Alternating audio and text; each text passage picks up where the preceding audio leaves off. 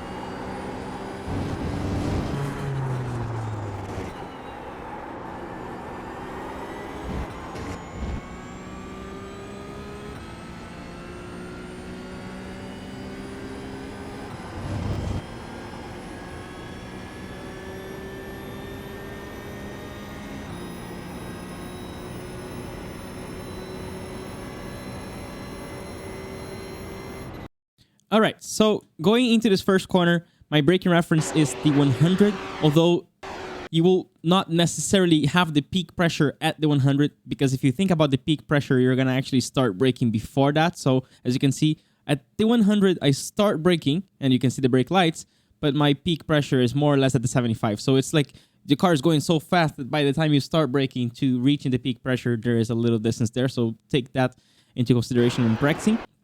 Then my aim here is to be as close as possible to the beginning of this grass here. And by the time I see that little grass, I start turning in a little bit, very progressively, more and more and more in a very elliptical line. So you don't want to go like on a perfect semicircle. You want to turn in very progressively, more and more and more and more and more.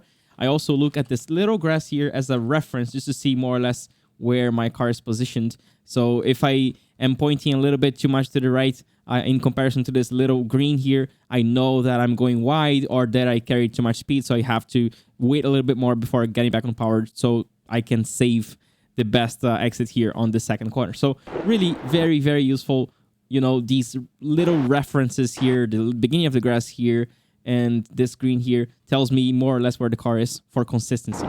Then we want to totally use this curve here, as you can see, almost touching the grass, and then bringing the car as much as you can to the left, because at this point when you change direction, that is going to determine the positioning of the car here. By the time you change direction, is going to determine whether that exit is going to be perfect or not. It's very difficult to do this flat out. As you can see on this one, I'm lifting a little bit, still 90% throttle, and then here ideally flat out, but sometimes the car starts being pushed a little bit too early. So if that happens, you lift a little bit to not build up that very dangerous oversteer that can become a spin at the DRS sign right here. So you can go a little bit to the green here. Just make sure that the middle of the car here is not crossing the grid. It's not crossing the drain. So basically, if the middle of the car is still using the curb, then that's not enough track. Then for this next corner, little secret here. You see, if we try to use all the track and brake at this white line, by the time we start turning in, the car is actually a little bit more towards the inside, and we end up not using all the track here. So what you want to do instead is try to project where the car is going to be by the time you start braking. So here we start braking, you see a little bit further away diagonally to the outside, and then the white line does a little kink here, so that puts you in the perfect positioning for that corner. So as you can see, braking towards that white line and then staying there. You can see how the car eventually meets the white line. And then very aggressive trail braking here into that corner.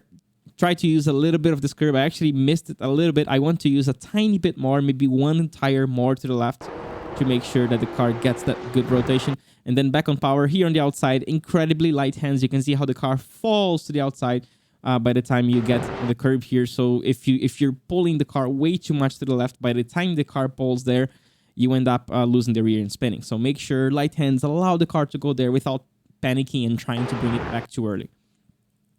Then for this next corner, make sure you are as close as possible to the white line. I mean, on top of the white line, as close as possible to the grass, and very aggressive trail brake. You don't want to use this curb too much. You want to use the second one too much. So here, not that much. And then this one, we're going to totally use it, as you can see, pretty much on the grass, using it completely. And then on power, letting the car go to the outside here. Same thing, you can use a little bit of the outside here with the left tires. You will get an off track if the center of the car goes there. And then trail brake, same thing here. You can really cut. This one is one of the, I think, the single corner that we really cut the grass at Interlagos. So we want to really cut the grass there and not sacrifice too much the exit. I know we have a left-hander after, but you don't want to bring the car way too much here to the right because that's not necessary. The next corner is very long and you can really have a double apex approach. So it's totally fine to enter that corner being on the inside because you will have enough time to be pushed wide before the exit. So here, as you can see, using pretty much all the exit and then change direction and trying to hit the grass here. Really aggressive use of the curb. And then you're pushed wide, like I said, and then you have backhand power. Use a little bit kind of the second apex here. It's not super clear where the second apex is, but it's just the way the car gets on the exit. That's perfect because you really hug the curb all the way. And then here, use all the curb as close as possible to the grass here. For the next corner, third gear, then you don't want to upshift to fourth. It feels like you want to upshift to fourth. Don't do that. Stay on third. Then brake carefully because it's very easy when you downshift to second here for the trail brake to end up locking the tires. So very, very patient trail braking here. Don't brake too hard. And then also patient with the turn in. You don't want to turn in too quickly. The steering is very progressive. It's a long corner. You're going to spend a long time trail braking here. Then smash the power.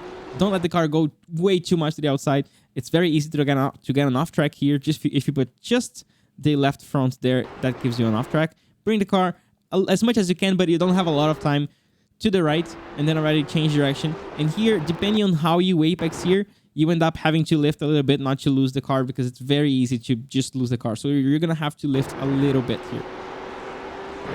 And then on the outside, light hands here, it's very easy to see that you're going wide and kind of like add more steering. It's very easy to lose the car if you do that. Make sure you bring the car very patiently to that green. And then the off track here is funny because at this point, the middle of the car will get an off track if you use the green. But as soon as the green is over here, you can bring the car even more to the outside because the off track now is the center of the car on this drain. So you can see it's almost like a little chicane here. You turn in and down, and then you go to the right a little bit more under braking to open up a little bit more. That's pretty much the limit there. As you can see, I'm almost getting an off track. And then you can open up the line and carry a little bit more speed on this last corner here, which is very important because you keep carrying that extra speed uphill on a long straight. So that's it. I hope you guys enjoyed this tutorial and I will see you next week.